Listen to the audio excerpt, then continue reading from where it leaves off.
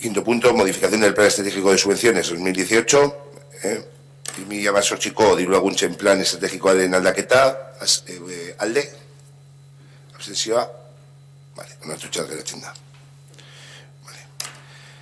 Seigarren puntuarekin, jarretuko dugu, onartutako dekretuen berri ematea, sexto de Hacienda de Cuentos y Decretos, sí.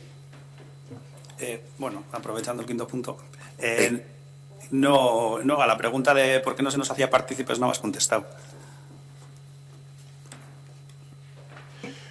Bueno, quiero decir, con respecto al Museo Minero, hay una propuesta del Museo Minero de convenio que se pasará por la comisión, si no se ha pasado ya, cuando se vaya a firmar, y lógicamente, bueno, pues si hay alguna aportación por parte de los grupos, pues lógicamente se recogerá.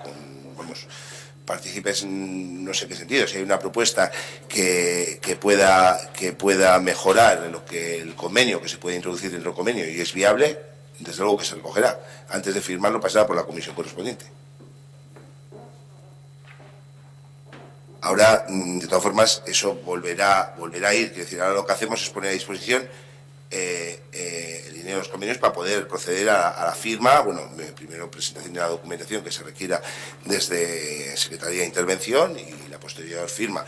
Hay una serie de cuestiones que se enumerarán en el borrador, si no lo tenéis os lo facilitaré, en las cuales, pues oye, pues el tema de invitaciones, unas cuestiones, pues para trabajar con los colegios o visitas, pues son cuestiones que hay que matizar todavía. Ahora tenemos un convenio genérico.